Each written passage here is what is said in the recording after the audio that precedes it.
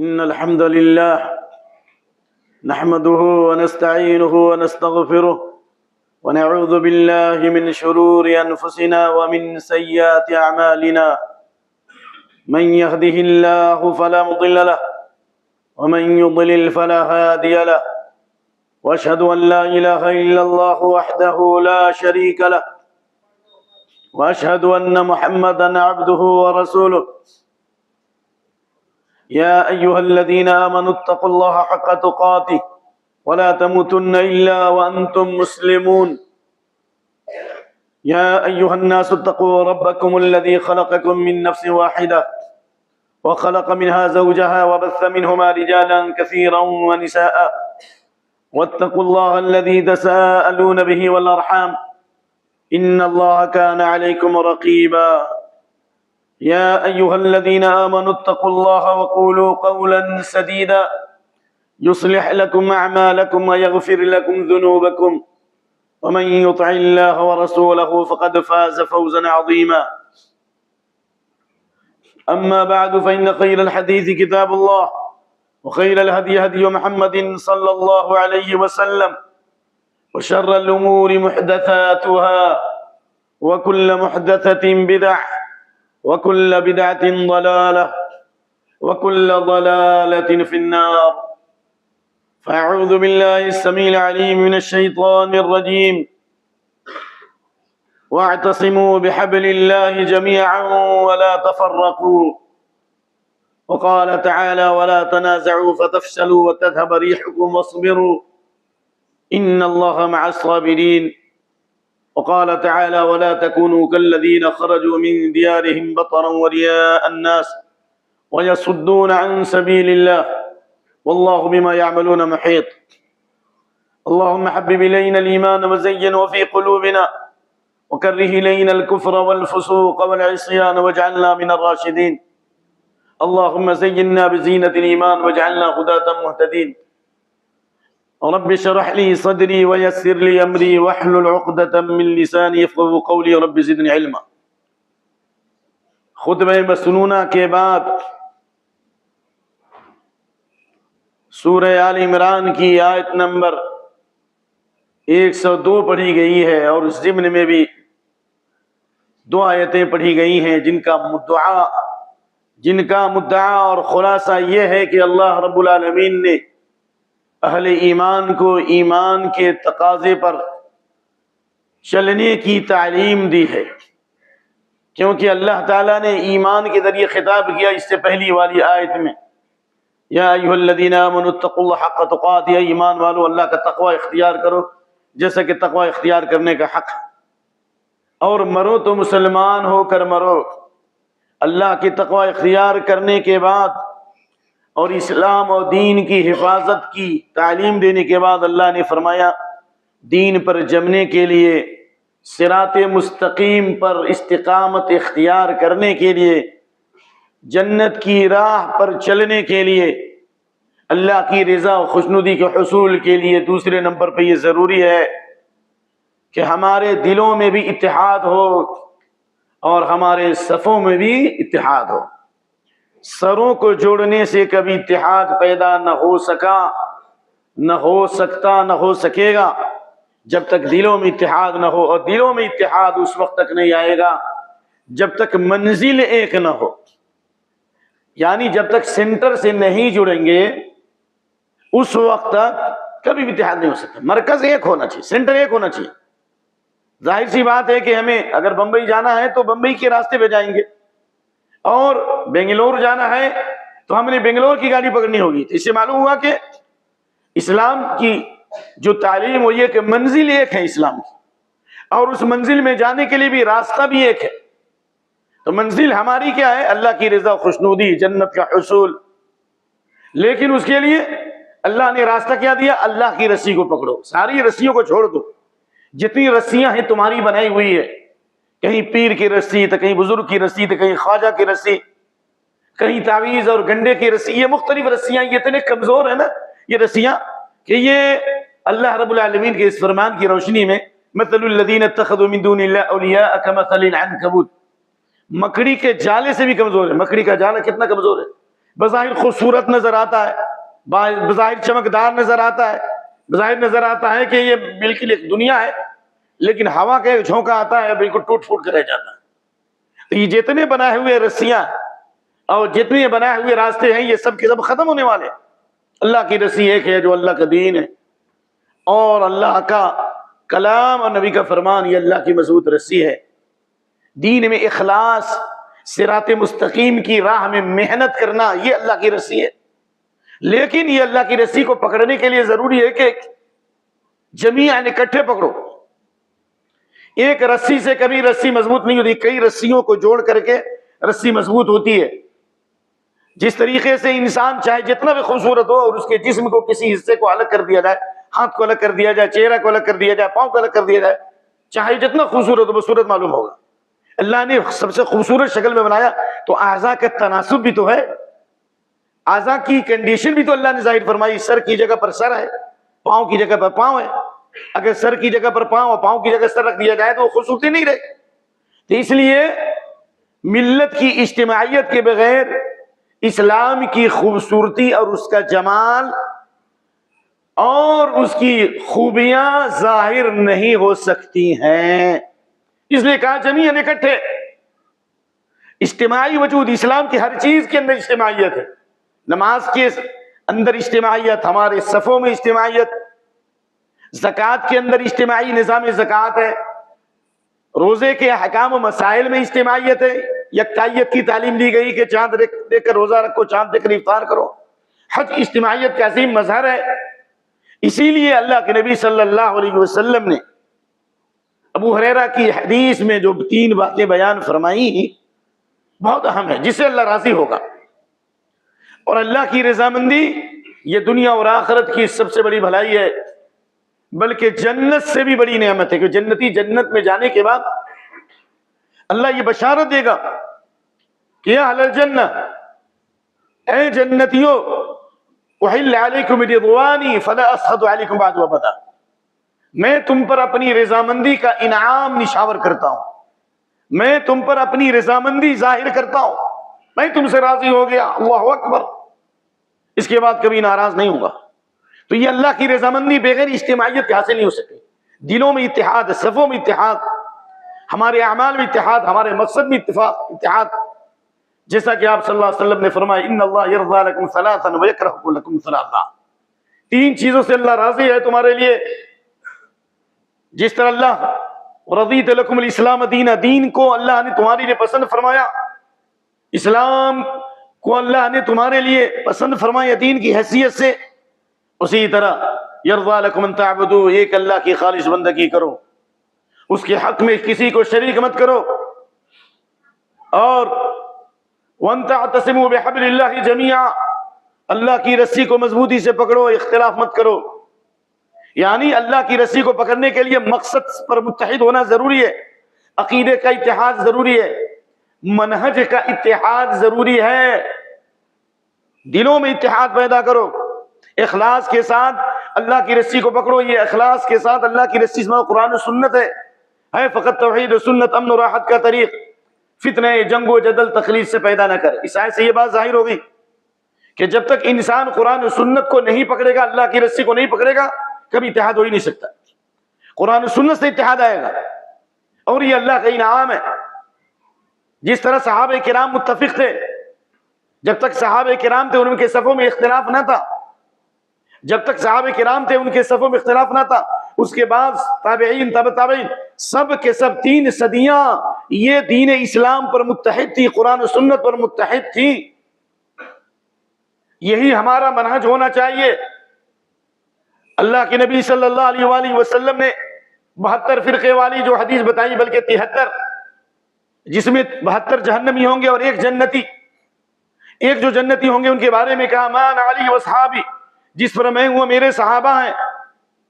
جس وقت نبی صلی اللہ علیہ وسلم تھے اور آپ کے صحابہ تھے، بستی کے نام پر، شہر کے نام پر، شخصیت کے نام پر فرقے اور جماعتیں اور گروہ بندیاں نہیں تھیں، بلکہ معاویہ بن سفیان کی حدیث میں کہا کہ ایک جماعت جو جنتی ہوگی الجماعہ، جماعت والے لوگ، یعنی جن کے دلوں میں اتحاد ہے، ایک جماعت جنتی ہوگی، کہا گیا الجماعہ۔ یہ کون لوگ ہوں گے؟ الجماع، یعنی جو اپنے مقصد کے اعتبار سے، عقیدے کے اعتبار سے، منہج اور طریقے کے اعتبار سے صحابہ کی جماعت کو فالو کرتے ہوں، صحابہ کی جماعت کی اقتدا کرتے ہوں. اس لیے اللہ کے نبی صلی اللہ علیہ وسلم نے فرمایا اللہ کی رسی کو مضبوطی سے پکڑو، اختلاف مت کرو. کیوں؟ اس لیے کہ الجماعت رحمت والفرقۃ عذاب، اجتماعیت اللہ کی رحمت ہے، اختلاف اللہ کا عذاب ہے. یہاں تک کہ اگر دو بھائی میں بھی محبت ہے اور محبت کے بعد دو بھائی دو دوست میں اگر اختلاف ہو گیا تو یہ بھی کسی نہ کسی گناہ کی وجہ سے ہے. ما تواد اثنان، دو بھائی نے ایک دوسرے سے محبت کی اور ایک دوسرے کے ساتھ غمخواری کی، پھر ان میں اختلاف ہو گیا، تو اختلاف جو ہوا یا تو دونوں سے گناہ ہوا یا کسی نہ کسی سے گناہ ہوا. صحابہ کرام سب متحد تھے اور اتحاد کے ساتھ رہے، لیکن نبی صلی اللہ علیہ وسلم نے فرمایا تھا غزوہ احد میں کسی حال میں اس مقام کو نہیں چھوڑنا، اس اسپاٹ کو نہیں چھوڑنا. لیکن بعض صحابہ کی اجتہادی بھول سے، بعض صحابہ کی اجتہادی چوک سے اختلاف پیدا ہو گیا. بعض جنگ میں رہے اور ان میں سے کثیر تعداد مال غنیمت سمیٹنے میں لگ گئی، ان کا اجتہاد تھا، ان کی نیت صحیح تھی، لیکن نبی صلی اللہ علیہ وسلم کے بتائے ہوئے راستے سے الگ ہو گئے، تھوڑا اختلاف کر بیٹھے. وتنازعتم فی الامر، تم نے اختلاف کیا اللہ کے رسول صلی اللہ علیہ وسلم کے حکم کی تعمیل میں. وعصیتم، تم نے نافرمانی کی. منکم من یرید الدنیا، تم میں سے بعض دنیا کی خواہش رکھنے لگے، دنیا کا جذبہ اور دنیا کی خاطر دوڑنے لگے. تو اللہ تعالیٰ نے کتنی بڑی تکلیف سے دوچار کیا. تھوڑے سے اختلاف سے 70 صحابہ شہید ہو گئے. آپ صلی اللہ علیہ وسلم کا سر زخمی ہو گیا، آپ کے دندانی مبارک شہید ہو گئے. شیطان نے آواز لگائی نعوذ باللہ کہ محمد مر چکے صلی اللہ علیہ وسلم. لہذا اللہ نے فرمایا وَلَا تَكُونُوا كَالَّذِينَ تَفَرَّقُوا وَاخْتَلَفُوا مِن بَعْدِ مَا جَاءَهُمُ الْبَيِّنَاتُ، ان لوگوں کی طرح مت ہو جاؤ جو گروہوں میں بٹ گئے، ٹکڑیوں میں بٹ گئے اور حق واضح ہونے کے بعد اختلاف کر بیٹھے. یہ حق واضح ہونے کے بعد جو اختلاف کر بیٹھے، اللہ نے کہا اولئک لہم عذاب عظیم، ان کے لیے دردناک عذاب ہے. یوم تبیض وجوہ وتسود وجوہ، کتنے چہرے قیامت کے دن روشن ہوں گے اور کتنے چہرے سیاہ ہوں گے، کتنے چہرے شاداں فرحاں ہوں گے، کتنے چہرے تر و تازہ ہوں گے، اللہ کا دیدار کریں گے، اور کتنے چہرے ذلیل و خوار ہوں گے.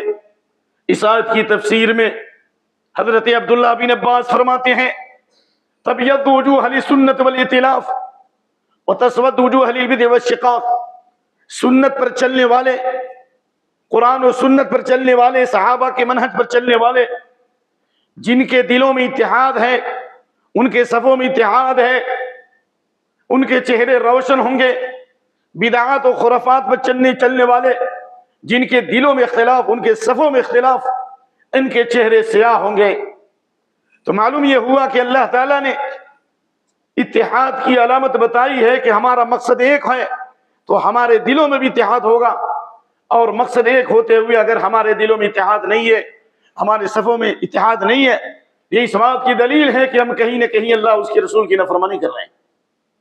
کیونکہ وَإِذَا تَسَابَتْ أُمَّتِي سَقَطَتْ مِنْ عَيْنِ اللَّهِ، حدیث حسن ہے بعض علماء کی تحقیق میں.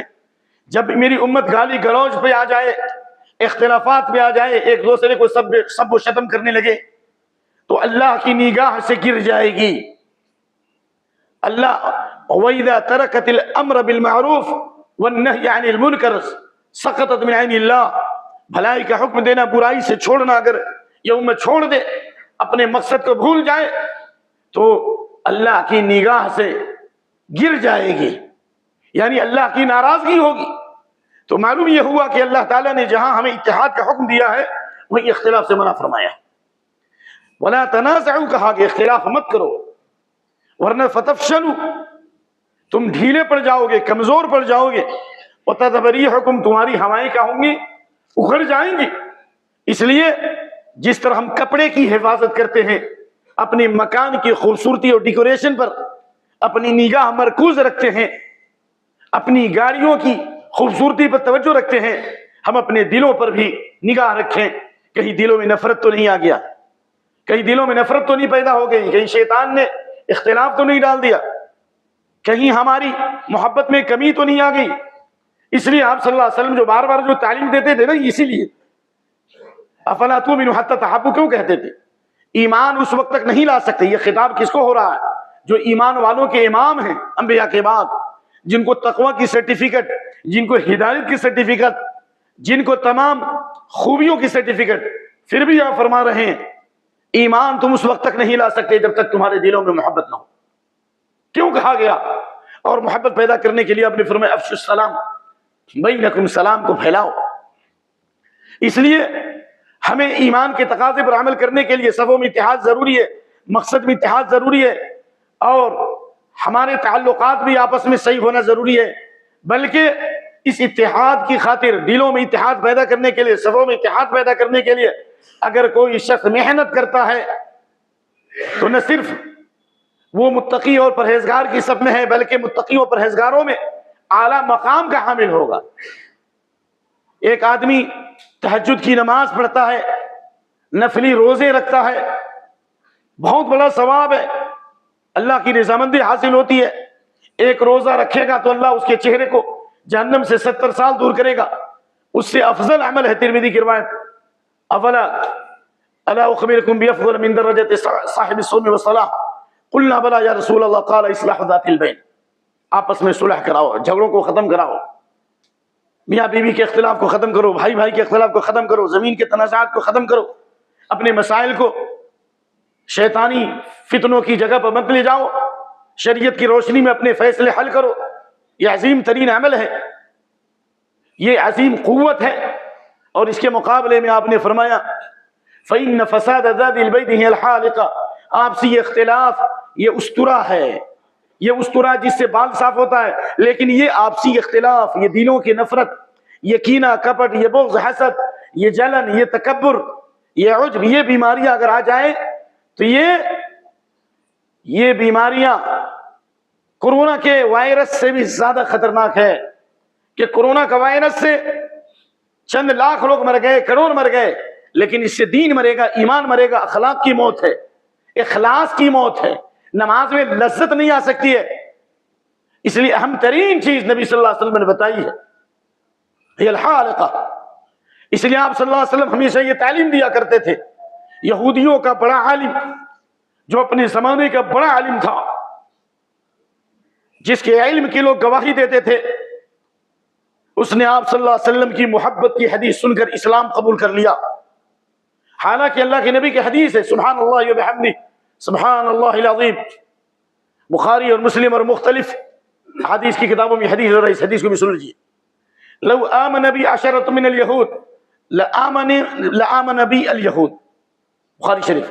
اگر 10 یہودی ایمان لے آتے، اگر 10 یہودی میرے اوپر ایمان لے آتے تو سارے یہودی ایمان لے آتے. اور بعض روایت میں کہ 10 سردار یہود، سرداران یہود، احبار یہود، یہود کے بڑے علماء، کیونکہ ایمان تو بہت سے یہودی لائے، عام لوگ لائے، لیکن علماء نہیں لاتے ایمان، ان کے روسا ایمان نہیں لاتے. یعنی یہودیوں کے 10 بڑے اگر ایمان لے آتے، سارے یہودی ایمان لے آتے. سب سے کم وقلیلا ما یؤمنون، سب سے کم ایمان لانے والے. وقلوبنا غلف، کہتے تھے ہمارا سینہ علم سے بھرا ہوا ہے. لیکن محبت کی حدیث سن کر، الفت کی حدیث سن کر، سلام کی حدیث سن کر، یہودیوں کا بڑا عالم عبداللہ بن سلام بھی ایمان کے زیور سے آراستہ ہو گیا. آپ جب یہ حدیث بیان کر رہے تھے افشوا السلام، سلام پھیلاؤ، کھانا کھلاؤ، اطعموا الطعام، صلوا الارحام، رشتوں کو جوڑو. رشتہ داری اللہ کے عرش سے لٹکی ہوئی ہے. جو رشتوں کو جوڑے گا اللہ اس کو اپنی رحمت سے جوڑے گا، جو رشتوں کو کاٹے گا اللہ اس کو اپنی رحمت سے کاٹے گا. وصلوا باللیل والناس نیام، رات میں اٹھ کر عبادت کرو، تہجد کی نماز پڑھو، سلامتی کے ساتھ جنت میں چلے جاؤ گے. اس حدیث کو سن کر عبداللہ بن سلام نے کہا ان ھذا الوجه ليس بکذاب، یہ چہرہ کسی جھوٹے کا چہرہ نہیں ہو سکتا، اور فوراً ایمان لے آئے. تو اگر ہم بھی سلام پھیلائیں، غریبوں مسکینوں کو کھانا کھلائیں، رشتوں کو جوڑیں، تہجد کی نماز پڑھنے کی کوشش کریں، تو اللہ ہمارے چہرے پر بھی نور دے گا، ہماری زبان میں تاثیر دے گا، ہماری دعوت میں اثر انگیزی ہوگی، اثر آفرینی ہوگی. اس لیے اللہ کے نبی صلی اللہ علیہ وسلم نے اس پر زور ڈالا ہے ان الشیطان یذیب الانسان کذیب الغنم. اللہ اکبر. یاخذ الشاۃ القاسیۃ والناحیہ، یہ بھیڑیا کس بکری کو کھاتا ہے؟ بھیڑیا اس بکری کو کھاتا ہے جو ریوڑ سے بھاگ جائے یا الگ ہو جائے، کہے کہ نہیں میں جماعت کے ساتھ نہیں رہتی، تو آہستہ بھیڑیا آتا ہے اس کو پکڑ لیتا ہے۔ لیکن جو بکری ریوڑ کے ساتھ ہوتی ہے، بھیڑیا اس بکری کو نہیں کھا سکتا، کیونکہ اجتماعی قوت پیدا ہوتی ہے، سب مل کر مقابلہ کریں گے۔ تو جو جماعت کے ساتھ رہتا ہے، اجتماعیت کے ساتھ رہتا ہے، اس پر شیطان کا حملہ نہیں ہو سکتا، اگر ہوگا بھی تو کامیاب نہیں ہو سکتا، شیطان ناکام ہو جائیں گے۔ اس لیے آپ نے وعلیکم بالجماع، اجتماعیت کے ساتھ رہو۔ اجتماعیت کا مطلب شرک و بدعت پر اجتماعیت نہیں ہے، قرآن و سنت کی بنیاد پر اجتماعیت کے ساتھ رہو۔ علیکم بالجماع والعامہ، عامۃ الناس کے ساتھ رہو۔ المؤمن الذي يخالط الناس ويصبر على اذاهم خير من المؤمن الذي لا يخالط الناس ولا يصبر على اذاهم۔ جو مومن لوگوں کے ساتھ میل جول کر کے رہے، ان کی تکلیفوں پر صبر کرے، یہ بہتر ہے اس آدمی سے جو تنہائی کی زندگی اختیار کرے۔ وَإِنَّمَا تُحِبُّونَ فِي الْفُرْقَةِ وَإِنَّ مِمَّا تُحِبُّونَ خَيْرٌ۔ حضرت ابن عباس، حضرت ابن مسعود کہا کرتے تھے تنہائی کی عبادت سے افضل ہے کہ تم جماعت کے ساتھ رہو، جماعتی زندگی گزارو۔ اللہ اکبر۔ اس لیے آپ نے فرمایا کہ وہ مومن بہتر ہے جو لوگوں کے ساتھ میل جول کر کے رہے۔ اسی طریقے سے آپ صلی اللہ علیہ وسلم نے آنے والے فتنوں کے بارے میں کہا، جو مسلم شریف کی حدیث ہے حجۃ الوداع میں، غور کیجئے اس پر۔ موحدین سے شیطان اتنی آسانی سے شرک نہیں کرا سکتا، جو ہمیشہ اللہ کی توحید کا اعلان کرنے والے ہیں، جو ہمیشہ توحید کی دعوت دیتے ہیں، شیطان اسے شرک اتنی آسانی سے نہیں کرائے گا، وہ مایوس ہو چکا ہے۔ لیکن توحید والوں سے شرک نہیں کرائے گا، لیکن انہیں توحید والوں میں تفریق پیدا کرے گا، نفرت پیدا کرے گا۔ ان الشیطان قد ایس ان یعبدہ المصلون، شیطان اس بات سے مایوس ہو چکا ہے کہ موحدین جزیرہ عرب میں اس کی عبادت نہیں کر سکتے، ولیکن سعی فی التحریش بینہم، لیکن شیطان اس بات سے مایوس نہیں ہے کہ ان کے درمیان اختلاف پیدا کرے گا، ان کے درمیان نفرت پیدا کرے گا۔ اس لیے حضرت عمر بن خطاب رضی اللہ تعالیٰ عنہ نے جابیہ مقام پر جو خطبہ دیا تھا اور کہا تھا کہ جس طرح میں آج کھڑا ہوا، اسی طرح اللہ کے نبی صلی اللہ علیہ وسلم نے کھڑے ہو کر خطاب کیا تھا اور کہا تھا احسنوا الی اصحابی ثم الذین یلونہم ثم الذین یلونہم، میرے صحابہ کے ساتھ اچھا سلوک کرو، پھر ان کے بعد یعنی صحابہ کی اقتداء کرو اچھی طرح، پھر ان کے بعد اور پھر اس کے بعد آپ صلی اللہ علیہ وسلم نے اس میں فرمایا علیکم بالجماع، جماعت کے ساتھ رہو، یہ صحابہ والی جماعت کی اقتداء کرو، وإیاکم الفرقہ، اور اختلاف سے بچو۔ کیوں؟ اس لیے جنت میں جانے کے لیے اجتماعی ضروری ہے۔ جو جماعت سے الگ ہو گیا وہ جہنم میں بھی الگ رکھا جائے گا۔ آپ نے فرمایا من اراد بحبوحۃ الجنہ فلیلزم الجماعہ، جو جنت میں داخل ہونا چاہتا ہو، بحبوحہ کہتے ہیں وسط الجنہ، جنت کے بیچ میں جانا چاہتا ہے، اسے اجتماعیت کی رسی پکڑنی چاہیے۔ فإن الشیطان مع الواحد، شیطان ایک آدمی کے ساتھ ہوتا ہے، ومن الاثنین ابعد، دو آدمی بھی رہے گا اور دو آدمی بھی جماعت سے نماز پڑھے گا تو شیطان اسے کیا ہو جائے گا؟ بھاگ جائے گا۔ ما من ثلاثة بقرية ولا بدو لا تقام فيهم الصلاة إلا قد استحوذ عليهم الشيطان، تین آدمی بھی کسی بستی میں ہو، کسی دیہات میں ہو، کھیڑے میں ہو، اگر جماعت سے نماز نہ ہو، اجتماعیت کا مظاہرہ نہ ہو، تو شیطان ان پر مسلط ہو جاتا ہے۔ اس کا مطلب کیا ہوا؟ اگر تین آدمی بھی جماعت کے ساتھ ہو، اور یہاں پر دو آدمی کی بھی بات ہے، اگر وہ اجتماعیت کے ساتھ رہیں، جماعت سے نماز پڑھیں، شیطان ان سے بھاگے گا۔ کیوں؟ اجتماعیت کی قوت سے شیطان ٹکڑے ٹکڑے ہوتا ہے، کیونکہ اجتماعیت یہ کتاب و سنت کی بنیاد پر ہو سکتا ہے۔ امام ابن تیمیہ کہتے تھے، اس عبارت کو سن لیجیے، السنت مقرونۃ بالاجتماع والبدعۃ مقرونۃ بالشقاق، جہاں سنت ہوگا وہاں اتحاد ہوگا، جہاں بدعت ہوگی وہاں اختلاف ہوگا۔ بدعت کا رنگ بھی بدلتا ہے، اس کا کلر بھی چینج ہوتا ہے، اس کا ٹریڈ مارکہ بھی چینج ہوتا ہے، لیکن سنت کا کلر کبھی چینج نہیں ہوتا۔ اس لیے اجتماعیت کے ساتھ رہنے کی تعلیم دی گئی ہے، اور یہ اجتماعیت کے لیے تنظیم جماعت یہ بہت اہم چیز ہے، کیونکہ نظم کہتے ہیں نظم اللولو، جس طرح لڑی کو موتیوں کے اندر سجاتے ہیں یا لڑی کے اندر موتیاں کو سجائی جاتی ہے تو کتنا خوبصورت معلوم ہوتا ہے. اسی طریقے سے ہی اگر ہم مل کے رہیں گے تو مل کے رہنا اور ایک اہم مقصد کے لیے کوشش کرنا، یہ تنظیم ہے، یہ ہماری خوبصورتی ظاہر ہوگی. ایک پولیس والا چاہے الگ رہے، چاہے جتنا مضبوط ہو، وہ خوبصورت معلوم نہیں ہوگا، لیکن اجتماعیت کے ساتھ اگر پریڈ کرتا ہے تو کتنا اچھا منظر ہوتا ہے. شہد کو دیکھیے نا، جس کو اللہ نے شفا کہا، ایک شہد میں کوئی خوبصورتی نظر نہیں آتی، لیکن تمام شہد کی مکھیاں مل کر چھتا بناتی ہیں، کتنا خوبصورت معلوم ہوتا ہے. تو اسی طرح ملنی اور اجتماعی زندگی کے بغیر دین اسلام کی خوبصورتی ظاہر نہیں ہوتی. بغیر سنت کی اقتداء کے ملت کا وجود نہیں ہو سکتا. ایک اور تنظیم جماعت کے لیے اگر کوئی ہمارا مقتدا نہ ہو، ہمارا راہبر نہ ہو، ہمارا امیر نہ ہو، تو پھر جماعتی زندگی کا وجود نہیں ہو سکتا. دیکھیے نا، اگر 3 آدمی بھی ہوتے، ایک آدمی امامت کرتا ہے، نہیں کرتا، 3 آدمی بھی نکلتے ہیں سفر میں، تو آپ ماشاءاللہ امیر بناتے کہ نہیں بناتے؟ اذا خرج ثلاثة فليؤمر واحدهم. گھر کے اندر سب لوگ ہیں لیکن کوئی نہ کوئی ذمہ دار نہیں ہوتا. اسکول اور کالج میں ایک پرنسپل یا اس کے اندر ذمہ دار نہیں ہوتے. تو اسی طریقے سے جماعتی نظم کو قائم رکھنے کے لیے امیر کا ہونا ضروری ہے اور امیر کی اطاعت ضروری ہے. اور امیر کی اطاعت کا مطلب السمع والطاعہ، سننا بھی اور اس کی اطاعت کرنا. تو اللہ کے نبی صلی اللہ علیہ وسلم نے جو خطبہ دیا تھا، بہت مشہور خطبہ، ایسا لگا کہ یہ آخری نصیحت، آپ دنیا سے جا رہے ہیں، اس طرح نصیحت. لوگ رو پڑے، آنکھیں بہہ پڑی، دل دہل گئے، ایسا لگا گویا نبی صلی اللہ علیہ وسلم دنیا سے جانے والے ہیں. کہا یا رسول اللہ کأن هذه موعظة مودع، یہ موعظة مودع، یہ آخری نصیحت جیسی معلوم ہوتی ہے، آپ ہمیں وصیت کیجیے. تو آپ نے کیا کہا؟ اوصیکم بتقوی اللہ، میں اللہ کے تقوی کی وصیت کرتا ہوں. والسمع والطاعہ، اور اللہ کے تقوی کے بعد ذمہ دار کی بات سنو اور اس کی کیا کرو؟ اطاعت کرو. اوصیکم بتقوی اللہ. اور اسی لیے آپ حضرت ابن مسعود نے اس آیت کی تفسیر کی. اللہ کی رسی سے کیا مراد ہے؟ قرآن کو ہم سمجھیں گے یا صحابہ؟ ظاہر صحابہ زیادہ سمجھتے ہیں. کہا علیکم بالطاعۃ والجماعۃ فإنہما حبل اللہ، فإنہما حبل اللہ الذی امر اللہ بہما.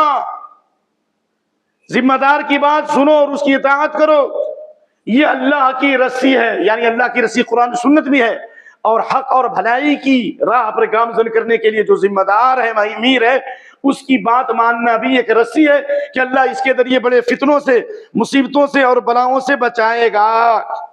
اس لیے جو بخاری مسلم کی جو حدیث ہے، من یطع الامیر فقد اطاعنی ومن یعص الامیر فقد عصانی، اس حدیث میں آپ نے یہ فرمایا من اطاعنی فقد اطاع اللہ، پہلا جس نے میری اطاعت کی اس نے اللہ کی اطاعت کی. ومن عصانی فقد عصى اللہ، جس نے میری نافرمانی کی اس نے اللہ کی نافرمانی کی. اس کے بعد کیا فرمایا؟ من یطع الامیر فقد اطاعنی، جس نے امیر کی اطاعت کی اس نے میری اطاعت کی، اور جس نے امیر کی نافرمانی کی اس نے میری نافرمانی کی. یہاں تک کہ اسلام یہ بھی کہتا ہے ظالم و جابر بادشاہ بھی ہو، سیکون علی فیکم رجال قلوبهم قلوب الشیاطین فی جسمان انسان، آخری زمانے میں ایسے حکمراں ہوں گے جو جسمانی اعتبار سے انسان ہوں گے لیکن ان کے دل شیطان ہوں گے. یہ حدیث مسلم شریف کتاب الامارہ میں. پھر بھی صحابہ نے کہا کہ ہم ان کے خلاف بغاوت کریں گے. کہا لا تسمع وتطير للامیر وان اخذ مالك وجلد ظهرك، ایسے امیر اور حاکم کی بات مانو اگرچہ تمہارے پیٹھ پر کوڑے برسائیں اور تمہارے مالے کو لے لیں. اور کر لیجیے آپ. تو یہاں اسلامی حکومت نہیں، اسلامی نظام نہیں ہے. ہم اس حدیث کو اس پر فٹ نہیں کر سکتے کہ بھائی جو امیر کی اطاعت سے نکل گیا وہ اسلام سے نکل گیا. یہ حدیث بھی آپ لوگ سنے ہوں گے، من خرج من الطاعة وفارق الجماعة فمات مات میتة جاہلیہ. یہ حدیث آپ لوگ بہت سنتے ہیں، جو امیر کی اطاعت سے نکل گیا اور مر گیا تو جاہلیت کی موت مرے گا. یہ اس امیر کے لیے جو حاکم ہو، جو قاضی ہو، جو بادشاہ وقت ہو، یہ بے شک ہے، لیکن اس کا یہ بھی مطلب نہیں ہے کہ ہم منمانی زندگی گزاریں، ہمارا کوئی ذمہ دار نہ ہو. اللہ کے نبی صلی اللہ علیہ وسلم علاقہ وائز ذمہ دار بناتے تھے کہ نہیں بناتے تھے؟ آپ بولو بھائی. عثمان بن ابی العاص طائف کے گورنر تھے، انہوں نے کہا مجھے امام بنا دیجیے. آپ نے کہا کہ تم ان کا امام ہے، تم ان کا امیر ہے. آپ نے علاقہ وائز ذمہ دار بنایا. آپ صلی اللہ علیہ وسلم سپہ سالار متعین کرتے تھے کہ نہیں کرتے تھے؟ اس لیے کبار علماء کا فتویٰ ہے کہ جہاں مسلمان اقلیت میں ہو وہاں بھی اگر ان کا ذمہ دار ہے تو ان کی بات کا ماننا ضروری، حق کی بنیاد پر. گناہ ہمیں ان کی بات نہیں مانی جائے گی. اور یاد رکھیے اگر یہ مسجد کے ایک پلر اور ہوگا، 3 پلر ہے، یہ 3 پلر کو ہٹا دیا جائے مسجد گر جائے گی۔ اسی طرح سے جماعت کی تنظیم کے 4 پلرز، یہ 4 پلر سے اگر نہیں ہوگا تو اتحاد نہیں ہو سکتا، تنظیم قائم نہیں ہو سکتی۔ نمبر 1، آپسی اتحاد رکھیے، محبت کے ساتھ رہیے۔ نمبر 2، الترابط، ایک دوسرے سے تعلقات رکھیے، زیارت کیجیے، ایک دوسرے کی خبرگیری کیجیے۔ من عاد مریضا، اس کے لیے ضروری پہلا تو یہ کہ ہمارا مقصد ایک ہے، ہم جھگڑوں سے اختلاف سے دور رہیں گے۔ دوسرا یہ کہ ہم ایک دوسرے سے رابطے میں رہیں، رابطو کے معنی ہے کہ رابطے میں رہو، تعلقات کو بڑھاؤ۔ اس لیے ایک دوسرے کی زیارت کیجیے، ٹیلی فون سے، موبائل سے ملیے، ضروری ہے تنظیم کے لیے، تنظیم جماعت کے لیے ضروری ہے زیارت کرنا۔ جب ایک آدمی کاروبار کے لیے امریکہ جا سکتا ہے، چائنا جا سکتا ہے، میڈ ان جاپان جا سکتا ہے، ملت کے لیے ہم اپنے بھائیوں سے ملنے کے لیے کبھی کیوں نہیں جا سکتے؟ آخر کون اس حدیث پہ عمل کرے گا میرے دوست؟ کون اس حدیث پہ عمل کرے گا؟ من عاد مریضا او زار خله ناداه مناد ان طبت وطاب ممشاك وتبوأت من الجنة منزلا۔ جس نے کسی مریض کی عیادت سمجھتے ہیں تیمارداری کی، اور یہ اپنے بھائی سے ملنے کے لیے گیا دین کی بنیاد پر کہ یہ میرا دینی بھائی ہے، یہ نمازی ہے، یہ سچا ہے، یہ تقوی پرہیزگار انسان ہے، متقی و پرہیزگار ہے، کیا ملے گا آپ کو؟ نادا منادی نے، ایک فرشتہ پکارتا ہے، انتم تمہارا عمل پاک ہو گیا، تمہارا چلنا پاک ہو گیا، تو نے جنت میں گھر بنا لیا۔ شاید میری بات نہیں سمجھ سکے۔ یعنی جو اپنے بھائی سے ملنے جائے، یہ مریض کی عیادت کے لیے جائے، تو 3 سرٹیفکیٹ اللہ کی طرف سے ملتی ہے۔ نمبر 1، تم پاک ہو گئے، تمہارا عقیدہ پاک، تمہارا دل پاک ہو گیا، تمہارا چلنا پاک، اور تو نے جنت میں ایک محل بنا لیا۔ یعنی اس آپسی رضامندی سے اور ملاقات سے دلوں کی صفائی ہوگی، اور اس کی برکت سے موت کی سختی سے بچیں گے۔ اپنے بھائیوں سے ملنے کے لیے جائیں، دین کی بنیاد پر ایک دوسرے سے رابطہ رکھیں، تعلقات نہیں جا سکتے موبائل سے بات کریں۔ قرآن یہ ثابت کرتا ہے کہ جو لوگ پاک ہو گئے، موت کے وقت فرشتے ان کو سلام کریں گے، اور موت کے وقت جنت کی بشارت دی جاتی ہے، اور قیامت کے ہولناکی سے بچیں گے، قبر کے عذاب سے بچیں گے۔ میری بات سمجھ گئے نا؟ دلیل کیا ہے؟ یہ قرآن کی آیت ہے، الذين تتوفاهم الملائكة طيبين يقولون سلام عليكم ادخلوا الجنة بما كنتم تعملون۔ جو لوگ پاک لوگ ہیں، پہلے کہا گیا مریض کی عیادت کرنے والا، اپنے بھائیوں سے تعلقات قائم کرنے والا، وہ پاک لوگ ہیں۔ آپ نے سنا نا، ان کا چلنا بھی پاک اور ان کا عمل بھی پاک۔ تو عمل پاک ہوگا تو دل بھی پاک ہوگا۔ تو اللہ نے فرمایا کہ جو پاک لوگ ہیں، جن کا عقیدہ پاک، جن کی روزی پاک، جن کا دل پاک، جو ناپاک لوگوں سے دور رہتے ہیں، اچھے لوگوں میں جاتے ہیں، اچھے لوگوں کی مجلس میں بیٹھتے ہیں۔ یہ ساری تفسیر میں نہیں کہتا، سلف کی تفسیر ہے۔ تو فرشتے موت کے وقت ان کو سلام کرتے ہیں، اللہ اکبر۔ اور میں نے قرطبی پڑھی تو کہاں فرشتے کہتے ہیں کہ اللہ کی سلامتی، اللہ نے تم کو سلام بھیجا ہے، اللہ اکبر۔ کتنی بڑی فضیلت ہے دوست، کتنی بڑی فضیلت۔ کب عمل کریں گے؟ کیا آسمان کے فرشتے آئیں گے؟ کیا قبر کے مردے ہیں؟ کوشش تو کریں ہم۔ اور کہتے ہیں سلام علیکم ادخلوا الجنہ، جنت میں داخل ہو جاؤ عمل کے سبب۔ یعنی اس کا مطلب ہے کہ تمہارے جو اعمال تھے مقبول ہو گئے۔ لہذا اسی زیارت کی وجہ سے، جو مسلم شریف کی حدیث ہے، ایک بھائی دوسرے بھائی سے ملنے کے لیے گیا، بیچ راستے میں اللہ نے فرشتے کو انسانی شکل میں بھیج دیا اور کہا هل لک من نعمت تربها، کسی دنیاوی غرض سے جا رہے ہو، کسی مقصد سے جا رہے ہو؟ کہا نہ، صرف ایک مقصد ہے، وہ یہ ہے کہ میرا دینی بھائی ہے، میں اللہ کے لیے اسے محبت کرتا ہوں۔ تو فرشتے نے کہا کہ فإنی رسول اللہ علیکم، میں اللہ کا رسول ہوں، فرشتہ بھیجا گیا ہوں، اللہ تعالیٰ تم سے محبت کرتا ہے۔ تو یہ آپسی رابطے سے، ملاقات سے، تعلقات سے ہمارے عمل بھی پاک، ہمارے دل بھی پاک، اور سب سے بڑی بات اللہ کی محبت بھی حاصل ہوگی، موت کی سختی سے بچیں گے، قبر کے فتنے سے بچیں گے، اور قیامت کی ہولناکی سے بچیں گے۔ نہیں ہے؟ وجبت محبتی للمتحابین فی والمتجالسین فی والمتزاورین فی، میری رضا کی خاطر جو ایک دوسرے سے محبت کرتے تھے، ایک دوسرے کی زیارت کرتے تھے، ایک دوسرے کے پاس بیٹھتے تھے، اللہ فرماتا ہے میری محبت ان کے لیے واجب ہو گئی۔ آئیے اس حدیث پہ عمل کیجیے آج سے انشاءاللہ۔ اليوم این المتحابون بجلالی، یہ حدیث جو پڑھی وہ مسلم شریف ہے، اور یہ ابھی سنن کی روایت ہے، مسلم احمد وغیرہ میں۔ این المتحابون بجلالی اليوم ظلهم لا ظل الا ظل، رابطہ بڑھاؤ اپنے بھائیوں سے، کسی بھی مسلک کا ہو، مسلمان ہونا بس کافی ہے۔ آپ دین کے لیے جا رہے ہیں نا. اللہ فرماتا ہے میری رضا کی خاطر محبت کرنے والے کہاں ہیں؟ میں آج ان کو اپنے سائے میں جگہ دوں گا جس نے میرے سائے کے علاوہ کوئی سایہ نہیں ہوگا. لہذا اتحاد و اتفاق. نمبر 2 آپسی رابطہ. نمبر 3 اوقات کی حفاظت. اتحاد و اتفاق، آپسی رابطہ، وقت کی حفاظت کیجیے. وقت بہت قیمتی چیز ہے. اب جانتے ہیں کہ قرآن میں اللہ نے وقت کے نام سے 2 سورت اتاری ہے، سورہ دہر، سورہ انسان. قیامت کے دن ہر چیز کا ایک سوال ہوگا. نماز کا ایک ہی سوال ہے، روزے کا ایک ہی سوال ہے، لیکن وقت کے بارے میں یہ ڈبل سوال ہونے والا. تنظیم قائم نہیں ہو سکتی جب تک وقت کی حفاظت نہ ہو، تنظیم اوقات نہ ہو. اس لیے وقت نہیں کہ بتاؤں آخری زمانے میں یہود و نصارہ کرسچن دنیا میں سب سے زیادہ پھیل جائیں گے، اس لیے کہ مسلمانوں کی خوبیاں ان میں چلی جائیں گی.